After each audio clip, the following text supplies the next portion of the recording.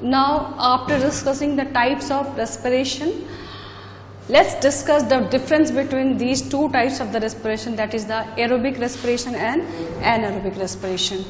So, here I am going to discuss the differences between aerobic respiration and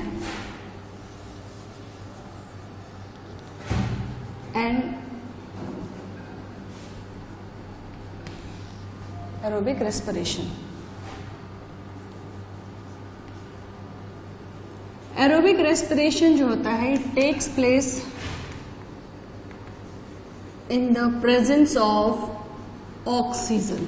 Always, oxygen is the essential component which is required for to perform the aerobic respiration. So it occurs in all the living cells of higher plants and animals, whereas जो anaerobic respiration होता है, it does not require oxygen and it generally occurs in lower organisms. For example, it occurs in bacteria, fungi. It also occurs in germinating seeds, fleshy fruits, and in our muscle cells, sometimes during the vigorous activities, vigorous exercises. So let's see their occurrence, where they occur. Aerobic respiration, it occurs in all the living cells of higher plants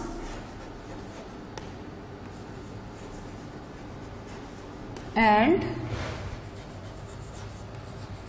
animals, right? Whereas in case of aerobic respiration, it occurs in lower organisms, bacteria, mostly in lower organisms. Bacteria में हुआ, in few fungi, in germinating seeds,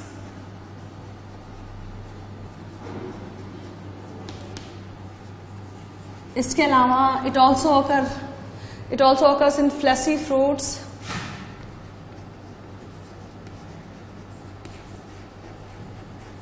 and in our muscle cells. Muscle cells में कब होता है? जब जो है we are performing vigorous exercise during, so muscle cells में it occurs during vigorous exercise, right? ये तो हो गया. अब aerobic respiration जो होता है, it requires oxygen. Aerobic respiration जो है, it requires oxygen, जबकि anaerobic respiration क्या होता है, it does not require oxygen. Aerobic respiration requires oxygen, ठीक है, लेकिन in case of anaerobic respiration, oxygen requirement is absent, right? End product, aerobic respiration में end product क्या होता है? It is carbon dioxide and water. So the end product in case of aerobic respiration is carbon dioxide and water. But in case of anaerobic respiration, the end product is carbon dioxide though is there, but it also produces alcohol, means it produces ethanol, lactic acid. Ethanol in case of yeast, ठीक है? Ethanol in case of yeast. And when during the anaerobic respiration ethanol is produced by the yeast, then this process is known as, in that case, that anaerobic respiration is also known as the fermentation, right? So end product is ethanol, carbon dioxide and lactic acid. इथेनॉल कहाँ produce होता है? In case of yeast, and this process is known as, in this case the anaerobic respiration is also known as fermentation. ठीक है, क्या बोलेंगे? Anaerobic respiration is also known as fermentation in case of yeast. ठीक है, where the ethanol, where the alcohol, you can write down alcohol also here in place of ethanol. ठीक है, तो इसको बोलते हैं fermentation. अब इस केस में एक मॉलिक्यूल, एरोबिक रेस्पिरेशन में एक molecule of glucose if it is oxidized, then it will produce abundant amount of the energy, that is 38 ATP molecules. कहीं कहीं पे आपको दिखेगा 36 ATP molecules लिखा रहता है. ठीक है, तो in case of aerobic respiration, oxidation of one molecule of glucose, oxidation of एक मॉलिक्यूल जो है हम ग्लूकोज का अगर ले तो इसका ऑक्सीडेशन अगर होगा, one molecule of glucose by oxidation will produce 38 ATP. ठीक है, कितना? और sometimes 36 ATP is written in some books. तो इतना ज्यादा अमाउंट में एनर्जी रिलीज हो रहा है. But here in this case only 2 ATP is produced. कितना? सिर्फ 2 ATP प्रोड्यूस किया जाता है. अब इन case of aerobic respiration, here the complete oxidation of the organic compounds takes place, right? All the जितने भी ऑर्गेनिक कंपाउंड्स होंगे उनका जो है कंप्लीट ऑक्सीडेशन होगा. Organic compounds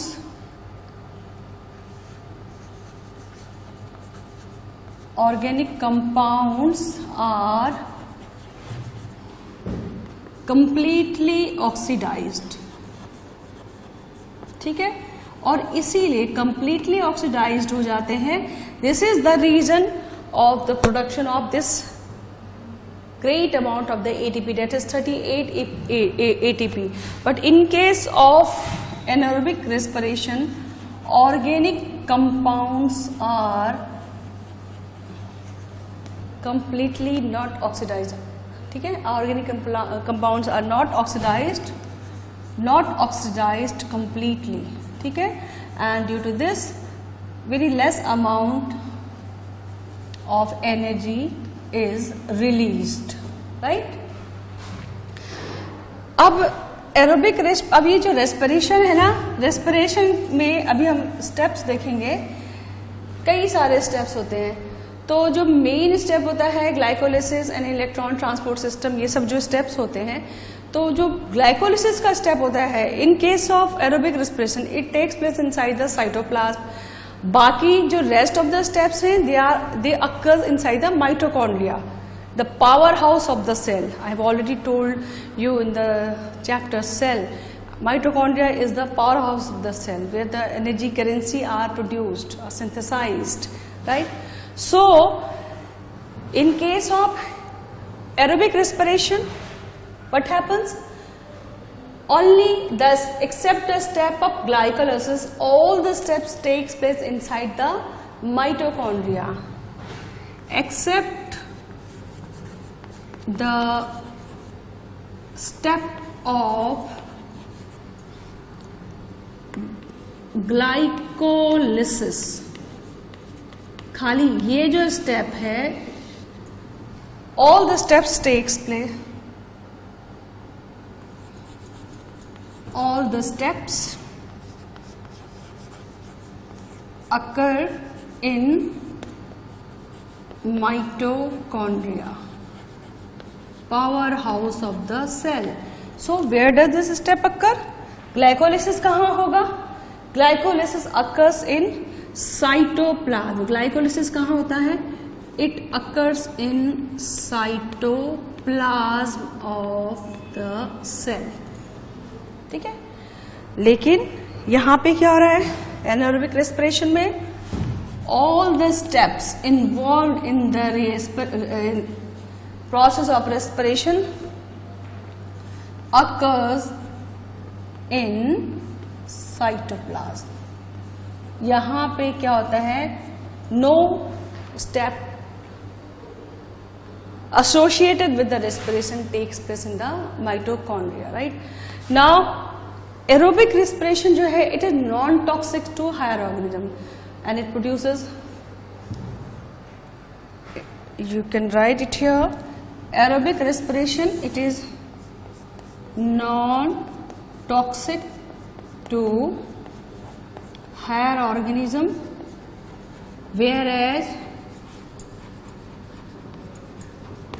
in case of anaerobic respiration they are toxic to higher organism. आपको पता ही है, हमने डिस्कस कर लिया. ठीक है, so these are all about the differences between aerobic and anaerobic respiration. Now let's see what are the steps involved in the respiration. There are three main steps which are involved in the respiration. First is external respiration, internal respiration and cellular respiration. So means these are the types of the respiration, these are the steps of the respiration. कैसे कैसे पहले respiration कहाँ होगा, फिर कहाँ होगा, फिर कहाँ होगा, एक सर्टेन लेवल के आधार पे there are three types of the steps of the respiration.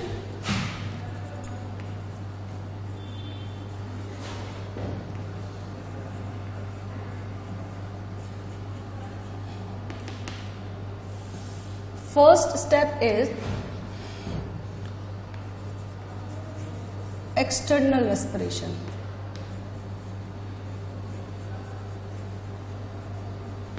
External respiration जो होता है इसमें क्या होता है?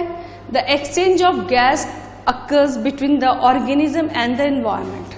ठीक है, तो basically it is a type of physical phenomena, breathing. ठीक है, तो पहले क्या होगी? ब्रीदिंग होगी. Exchange of gases occur between organism and the environment, that is external respiration. What is external respiration? Exchange of gases between organism and environment. ठीक है, second step आता है. उसके बाद क्या होगा? Internal respiration. अब जो गैसेस जो है, gases means exchange of oxygen and, यहां पे हम किस गैस की बात कर रहे हैं? We are talking about oxygen and carbon dioxide. तो ऑर्गेनिज्म जो है वो एनवायरमेंट से ऑक्सीजन लेगा और उसके सेल, उसकी बॉडी में जो कार्बन डाइऑक्साइड रिलीज हो रही है during various metabolic activities, that carbon dioxide will be released out, and this exchange is known as the external respiration by the process of inhalation and exhalation. फिर हुआ internal respiration.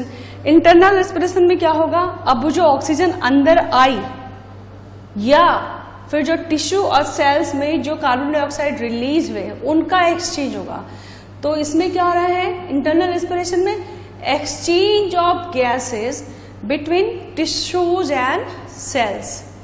जो हमने inhale किया oxygen, अब वो oxygen कहाँ जाना है? टिश्यूज में जाएगा, सेल्स में जाएगा, वाया ब्लड, थ्रू ब्लड, और उसी ब्लड के थ्रू वो टिश्यू और सेल जो कार्बन डाइऑक्साइड रिलीज करेंगे उसको बाहर आना है. तो ये प्रोसेस क्या हो गई? Internal respiration. तो इंटरनल रेस्पिरेशन में क्या हो रहा है? Exchange of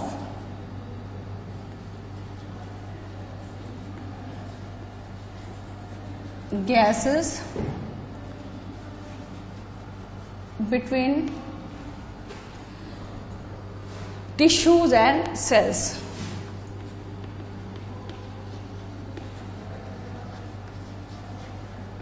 Right? Third step is cellular respiration. Third respiration is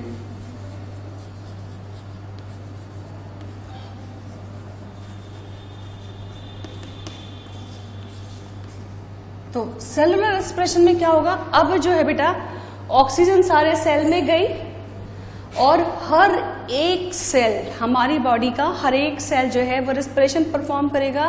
वो क्या करेगा, जो भी फूड, जो न्यूट्रिएंट एसिमिलेशन हुआ था उसको, एसिमिलेटेड फूड को फिर वो क्या करेगा, ऑक्सीडाइज करेगा, ब्रेक डाउन, है ना, ऑक्सीडाइज करके एनर्जी रिलीज करेगा। तो हर एक सेल के अंदर रेस्पिरेशन प्रोसेस होगी। हर एक सेल में क्या होगा, जो फूड होगा उनका ऑक्सीडेशन होगा। हर एक सेल में न्यूट्रिएंट्स पहुंचे थे, हमने डाइजेशन में पढ़ा है, इंटेस्टाइन में एब्जॉर्ब होगा, ठीक है, और फिर वो ब्लड के थ्रू जो भी न्यूट्रिएंट्स एब्जॉर्ब हुए शरीर, हमारी बॉडी के सारे सेल्स में चले गए।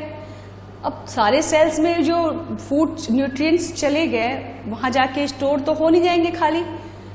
अब उन न्यूट्रिएंट से हमें एनर्जी कैसे मिलेगी, तो उन एनर्जी कैसे मिलेगी, वो जो न्यूट्रिएंट हमारे हर एक सेल में पहुंचे थे अब उनका ऑक्सीडेशन होगा। अब जो ऑक्सीजन हमने लिया ना इनहेलेशन करके, वो ऑक्सीजन जाएगा और उस फूड को या आप कहे उस न्यूट्रिएंट को वो ब्रेक डाउन करेगा, और ब्रेक डाउन करके क्या करेगा, एनर्जी रिलीज करेगा। और वो एनर्जी फिर किस फॉर्म में स्टोर होगा, एटीपी के फॉर्म में स्टोर हो जाएगा, ठीक है। अब वो जो ये तो हो गया कि वो जो फूड था उसका ब्रेक डाउन हुआ, ऑक्सीडेशन हुआ और एनर्जी रिलीज हुई, और वो एनर्जी एटीपी के फॉर्म में स्टोर हुई। अब वो एटीपी क्या करेगा, अब ये एटीपी, इसके अलावा सेल में और भी फंक्शन हो रहे हैं ना, और भी सेल के बहुत सारे काम होते हैं, तो उन फंक्शंस को परफॉर्म करने के लिए एनर्जी की जरूरत होती है। तो अब एनर्जी कहाँ से मिलेगी, तो ये जो एटीपी स्टोर हुई थी, ये एनर्जी एटीपी जो है उन फंक्शन को परफॉर्म करने के लिए एनर्जी देगा। तब एटीपी जो है उन फंक्शंस को परफॉर्म करने के लिए एनर्जी प्रोवाइड करेगा, ठीक है। सो इस तरह से प्रोसेस चलती रहती है। तो सेलुलर रेस्पिरेशन में क्या हो रहा है, हर एक सेल के अंदर जो है फूड न्यूट्रिएंट्स, फूड जो होता है उसका ऑक्सीडेशन होगा और energy will be released. So oxidation of food inside each cell and release energy. Now this energy will be stored in the form of ATP. ATP is also known as energy currency. ATP is also known as energy currency, right? For cellular process, energy currency for cellular processes. ठीक है, कैसे बनता है ATP? Cell के अंदर ADP present होता है। ATP का फुल फॉर्म क्या हुआ, what is the full form of ATP, आप सबको पता होगा, मुझे अच्छे से पता है। It is adenosine triphosphate. नाम से आपको समझ में आ रहा है कि इसमें कितने ग्रुप हैं, फॉस्फेट ग्रुप कितने हैं, 3 फॉस्फेट ग्रुप है, ठीक है। तो कैसे बनता है, एडीपी प्रेजेंट होता है सेल में।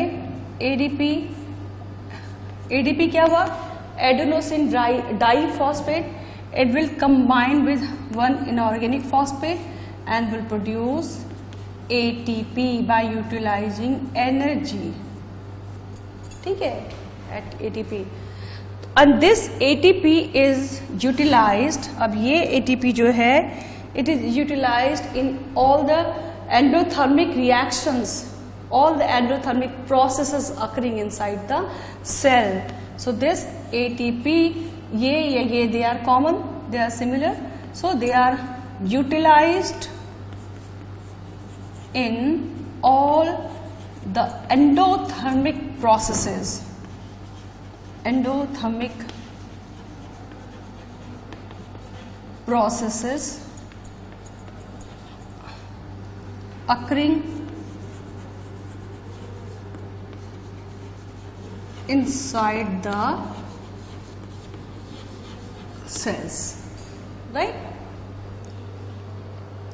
अब ATP से कैसे ATP हेल्प करता है? ATP से एक्चुअली मैंने कहा बताया कि नाम से पता चल रहा 3 फॉस्फेट ग्रुप इससे अटैच्ड हैं। एक टर्मिनल फॉस्फेट इससे जब ब्रेक होता है, रिली अलग होगा, तो it will produce around 30 kilo joule per mole of energy. High amount of energy will be released by breaking down of 1 terminal phosphate from the ATP। मान लो अब देखते हैं ATP से कैसे एनर्जी आ रहा है। ये ATP मॉलिक्यूल है, इसमें 3 फॉस्फेट ग्रुप है। जो टर्मिनल फॉस्फेट लिंकेज है it is broken down and ऐसे कैसे बाय यूजिंग वाटर, ठीक है। फॉस्फेट ग्रुप कैसे रिलीज होगा? Bye using water the terminal phosphate group will be broken down. बहुत डिटेल में हम आपको इस प्रोसेस को बहुत डिटेल में केमिकल रिएक्शंस को बेटा हम नहीं पढ़ेंगे, हमें ठीक है 10th लेवल में हमारा जिस लेवल तक हमें पढ़ना है हम उसको डिटेल में देखेंगे, ठीक है। तो ATP में क्या होता है? By using water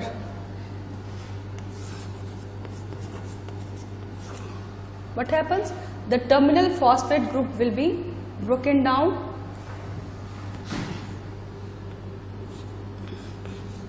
ADP plus एक फॉस्फेट ग्रुप निकलेगा,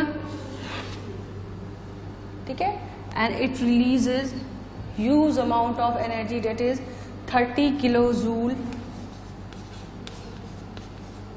पर मोल। तो एक ATP में से अगर एक फॉस्फेट ग्रुप निकल रहा है तो कितनी एनर्जी आ रही है आपके पास? 30 किलो जूल पर मोल, ठीक है।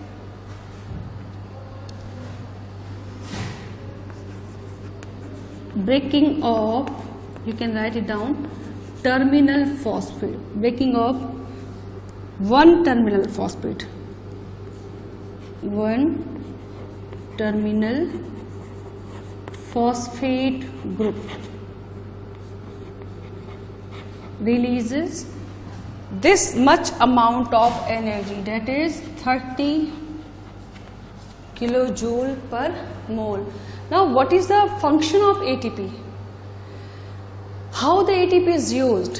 ATP is used in muscle contraction, it is used in protein synthesis, it is used for the conduction of nervous impulses and so many other cellular activities.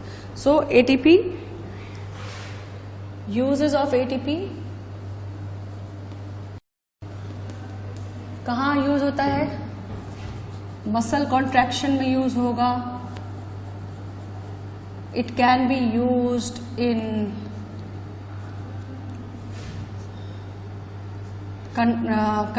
conduction of nerve impulses,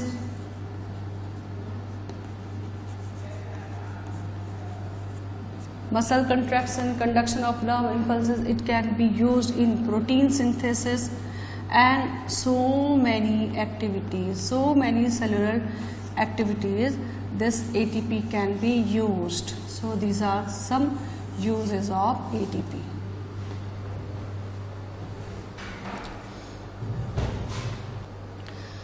So now till now we have discussed the types of the respiration, difference between the different types of the respiration. We have discussed the steps of the respiration, external, internal and cellular respiration. Now let's see the respiration in plants and in animals, ठीक है। Plants में पहले देखेंगे, उसके बाद we will discuss the respiration in animals. अब animals में भी क्या जो है डिफरेंट एनिमल्स होते हैं, तो जो they utilise different mechanism, different pathways, different organs to perform the respiration. So first let's deal with the respiration in plants.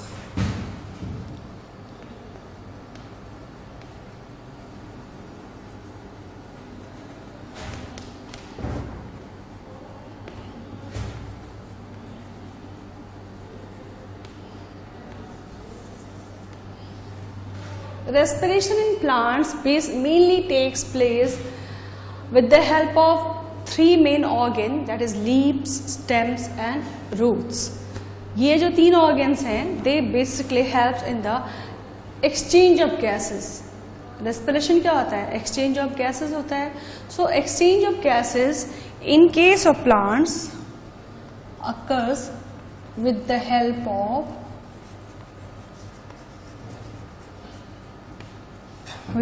of leaves,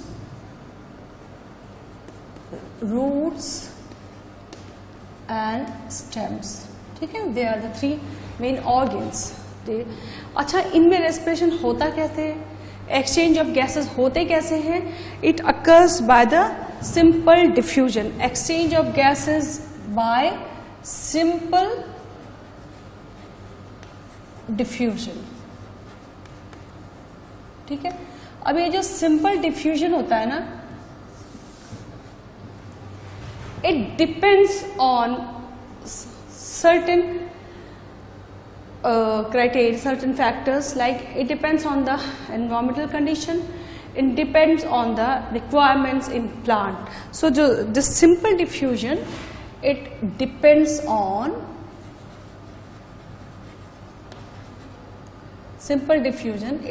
on number one, environmental condition.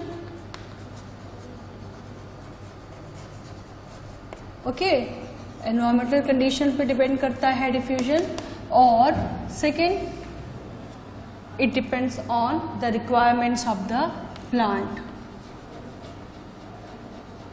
कैसे?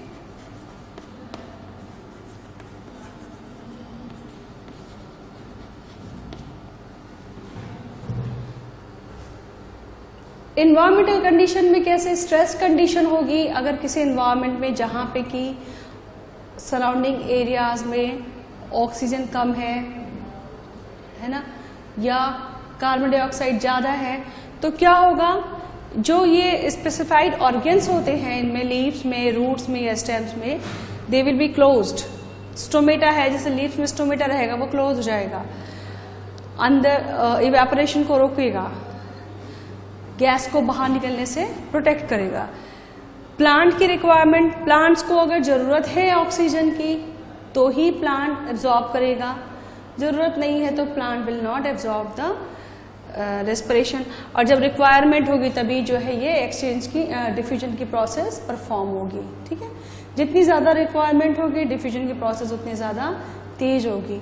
एनवायरमेंटल कंडीशन जितना favourable होगा diffusion process उतना fast होगा. Stress condition में diffusion process क्या हो जाएगा, slow हो जाएगा. रिक्वायरमेंट अगर नहीं है प्लांट में तो डिफ्यूजन प्रोसेस क्या होगा, स्लो हो जाएगा. Right, now let's see what are the specified organs present in the plants. In case of पहला हम देखते हैं respiration by roots. रूट्स के थ्रू कैसे रेस्पिरेशन होता है. एक्चुअली जो रूट होती है ना, रूट की जो एपिडर्मल लेयर होती है वो थोड़ा एक्सटेंड करेगा और प्रोजेक्ट करे, एक्सटेंड करके it will form the root hairs. Let's see the structure. Suppose this is a tree और इसमें इसके रूट्स हैं. ठीक है, रूट आ रहा है, बहुत सारे रूट, फिर रूट की कई ब्रांचेस निकलते हैं और जो टर्मिनल ब्रांचेस होते हैं इनके रूट के, उनकी एपिडर्मल सेल्स जो है वो एक्सटेंड करके they forms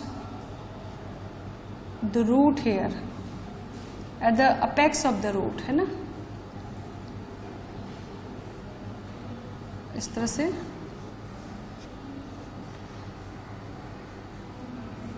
at the tip of the root, just above the tip of the root hairs are present. Not exactly at the tip, just above the tip of the root, है ना.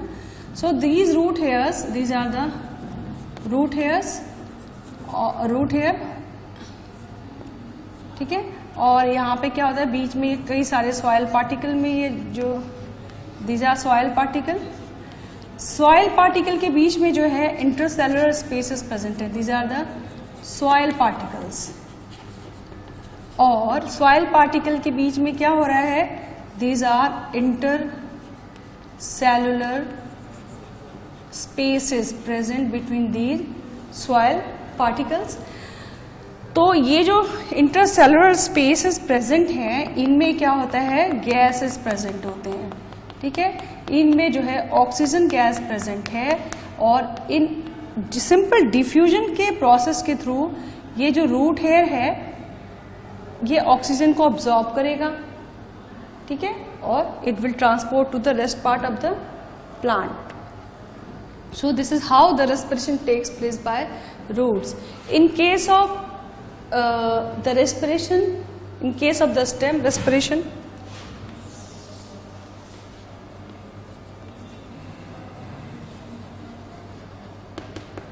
Bye stems. Stems में क्या होता है, lenticels present होते हैं in place of stomata. Fine pores are present. जो thick and woody stems होते हैं, आपने देखा होगा, अभी आज जाके देखो घर के बाहर, वीडियो देखने के बाद बाहर निकल के देखो, कोई बड़ा पेड़ है, उसका जो मेन ट्रंक होता है उसमें आप देखोगे छोटे छोटे पोर्स प्रेजेंट होते हैं. ध्यान से देखना, छोटे छोटे जो पोर्स प्रेजेंट होते हैं, those pores are known as lenticels. तो स्टेम में, in case of stem, which is the organ which is what is the organ which is responsible for the exchange of gases, and that is lenticels, right.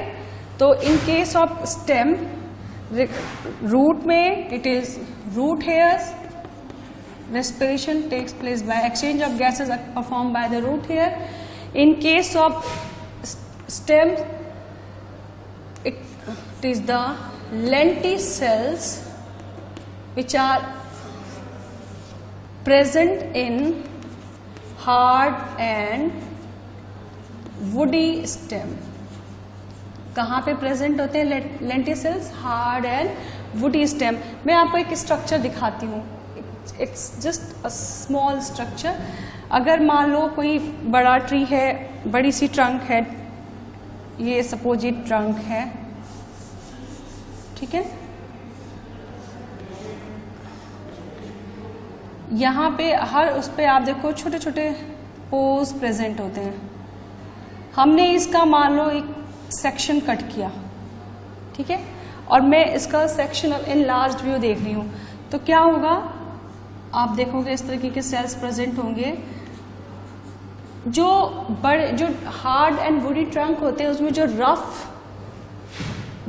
Rough surface होता है, जो scales होते हैं, rough surface होता है, जो वो क्या होता है, दैट इज द कार्क, है ना, cork. So here I am drawing a structure.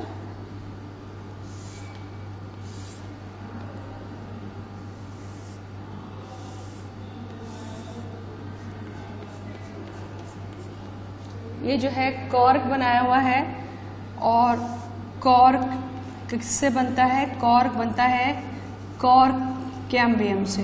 ये जो सेल्स हैं, डार्कन सेल्स जो दिख रहे हैं, these darkened cells, they are cork-cambium. This is cork. ये अंदर कॉर्क के नीचे की तरफ ये कॉर्टेक्स होगा. हम बहुत डिटेल में नहीं देख रहे हैं.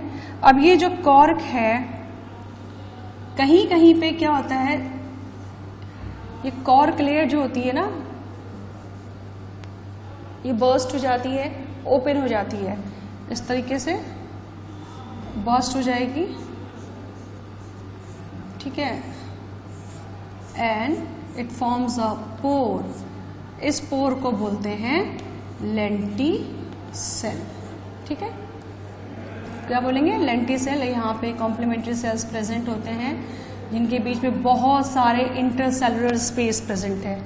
तो ये इंटरसेलुलर स्पेसेस जो हैं they help in the exchange of gases.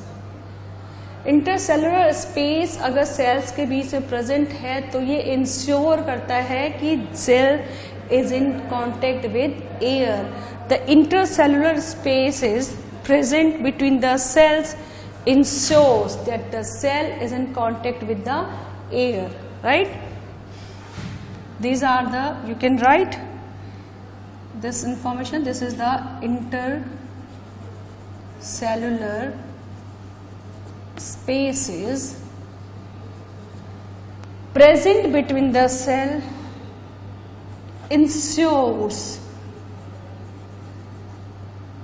ensure that cell is in contact with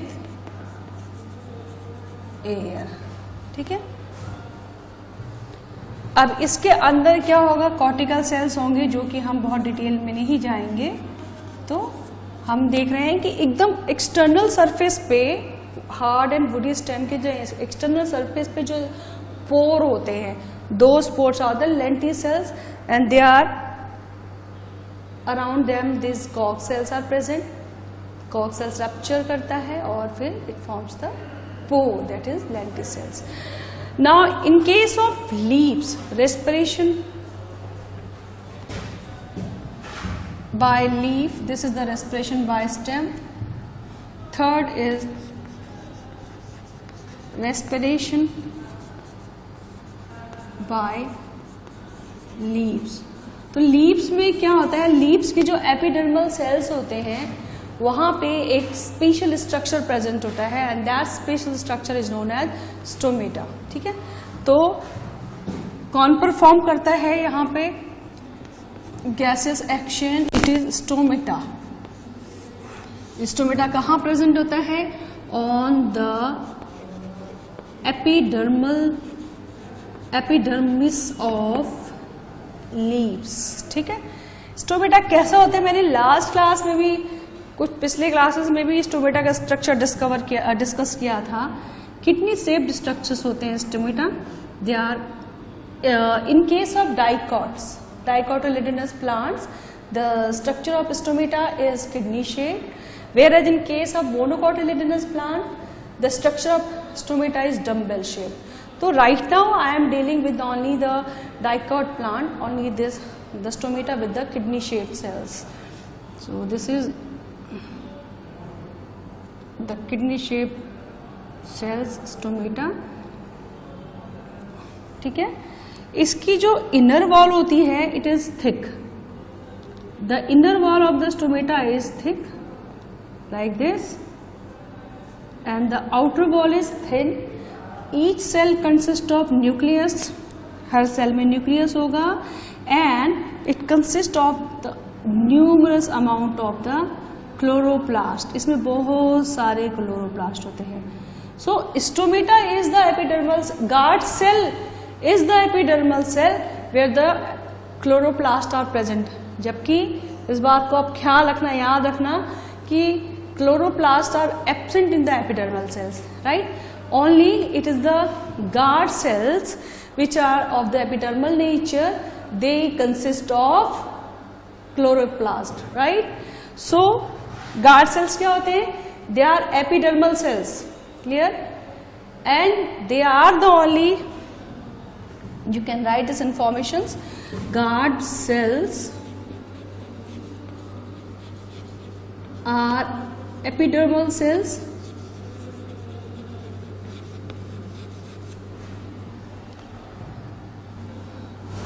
only epidermal cell which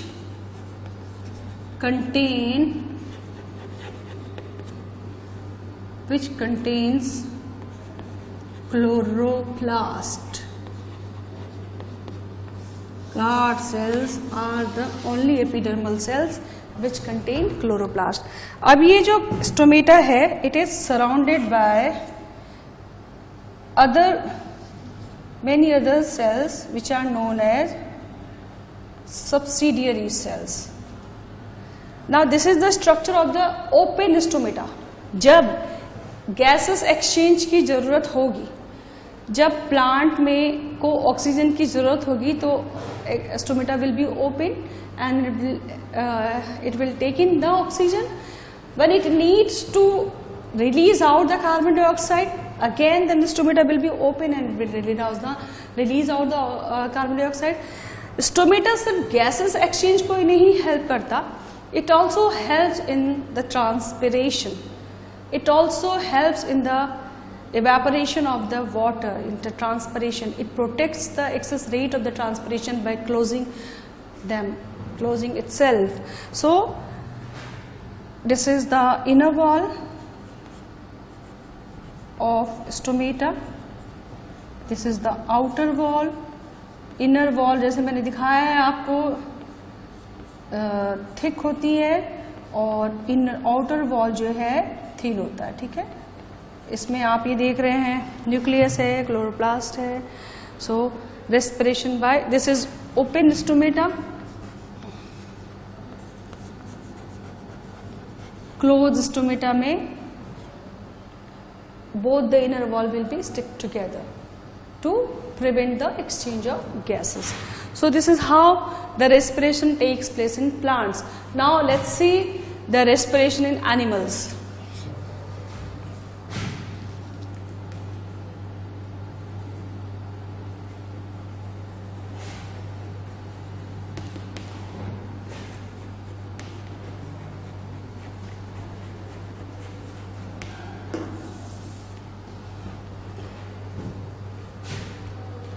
ठीक है, अब क्या है, कई तरीके के एनिमल्स प्रेजेंट है हमारे पूरे एंटायर अर्थ सरफेस पे.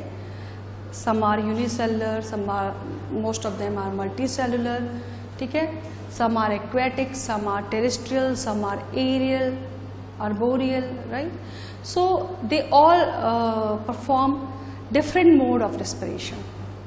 ठीक है, तो let's make a chart to deal with the different types of the respiration. Let's see which type of respiration is present in which type of the animal, right? So I am going to draw a chart there.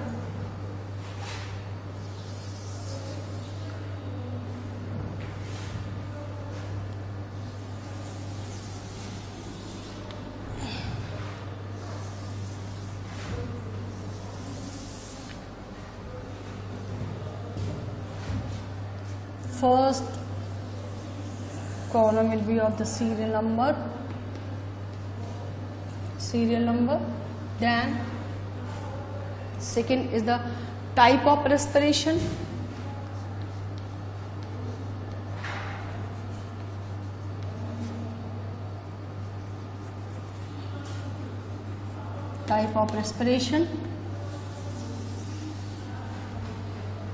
then the organs involved,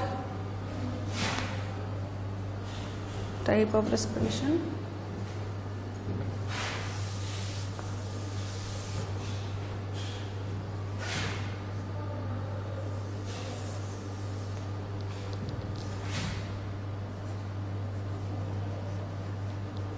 organs involved. Example देखिए कहाँ कहाँ पे इस type के respiration पाए जाते हैं. तो first type of respiration which is present in animal is through the cell surface, respiration through cell surface, that is also known as cell surface respiration. First is cell surface respiration. इसमें जो organ involve होगा that will be the general body surface. ठीक है, general body surface is involved. The organ involved is general body surface. Example, it is present in amoeba, paramecium, sponges, cnidarian, coelentrates, amoeba.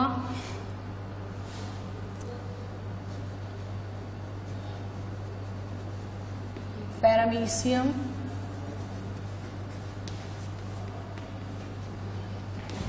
sponges, cnidarians, etc. ठीक है. Second type of respiration is the tracheal respiration, which is occur in insects with the help of trachea and tracheoles. Basically जो इनकी पूरी body surface होती है उसके ऊपर जो होता है इनकी जो एक there is a system of tiny holes and air tubes present all along their body surface. ठीक है. And this tiny hole or these tiny holes, they are known as the spiracles, which helps in the exchange of the gases, right? So in case of tracheal respiration, second type of respiration is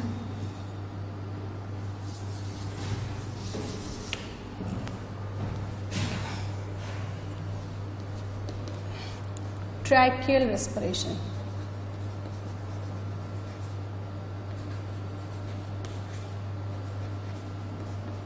Which इसमें जो organs जो involved होंगे, those will be trachea and tracheoles. The organs involved are trachea and tracheoles. It occurs in insects mainly, arthropods. कहाँ पे होता है? Insects. Terrestrial जो arthropods होते हैं उनमें, इनमें क्या होता है? There is a system of tiny holes and air tubes are present. A system of, you can write, a system of tiny holes, जिसको कि और क्या बोलते हैं हम? Spiracles. Spiracles, system of tiny holes, which is also known as spiracles, and air tubes present, which helps in the exchange of gases. ठीक है. तो ये जो tiny holes हैं, that is spiracles and air tubes, they help in the exchange of gases. Third type of respiration is respiration in animals is branchial respiration, which occurs with the help of gills.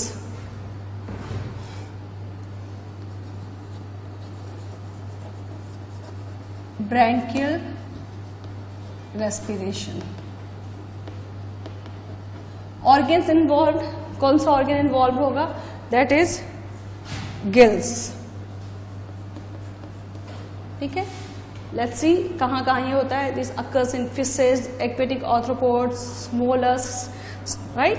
So they takes place in fishes,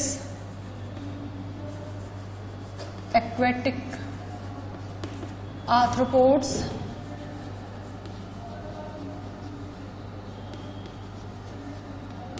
molluscs. इस type के respiration में क्या होता है? जो fish होती है ना, it takes in water with the help of its mouth. अब जो फिश की माउथ आपने देखा होगा, दोनों साइड, माउथ के दोनों साइड क्या होता है? Just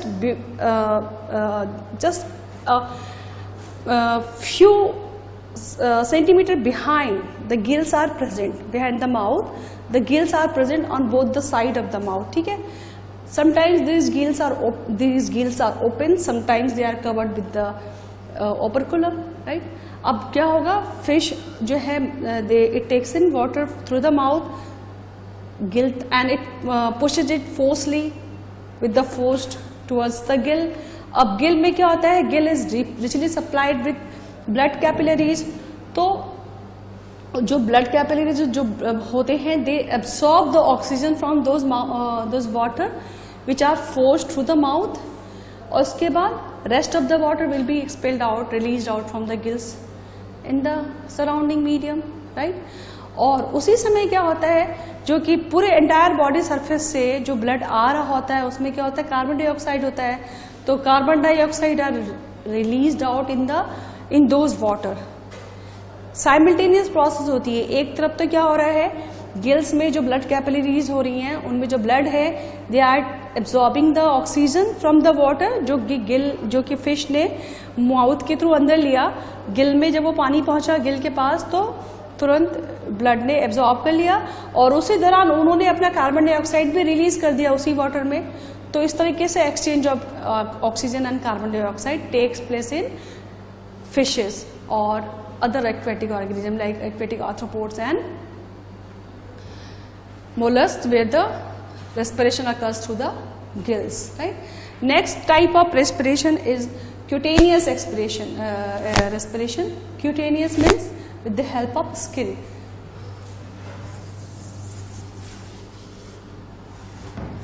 So this is the fourth type of respiration which is known as cutaneous.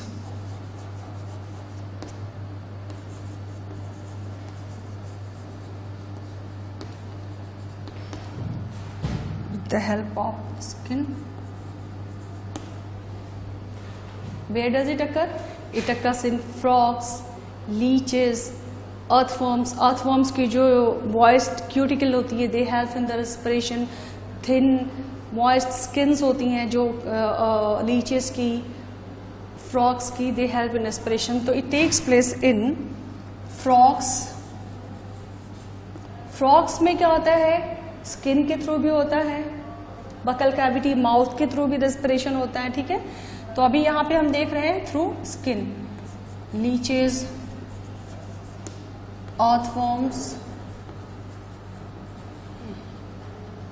इनमें क्या होता है? They consist of their thin and moist skin and this thin and moist skin is richly supplied with the blood. Okay, their skin richly supplied with blood. अब वही होगा, कैसे होगा? Skin में पानी, स्किन सरफेस से पानी वाटर एब्जॉर्ब कर रहा है, उसमें क्या होगा? ऑक्सीजन होगा और उसमें क्या है? ब्लड सप्लाई भी हो रही है, तो ब्लड एब्जॉर्ब कर लेगा ऑक्सीजन और जो पूरी बॉडी से जो कार्बन डाइऑक्साइड लेके आया था उसने उसको पानी में रिलीज कर दिया. इस तरह से exchange of oxygen and carbon dioxide will takes place, right. Next type of respiration is pulmonary respiration.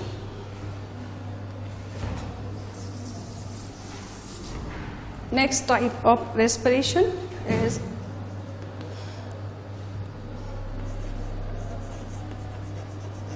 pulmonary respiration.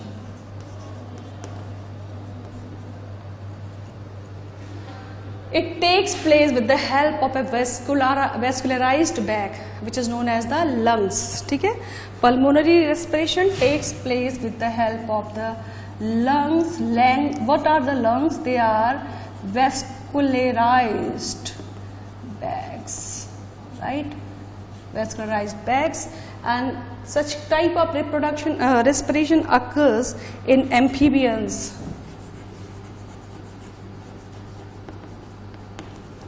reptiles, birds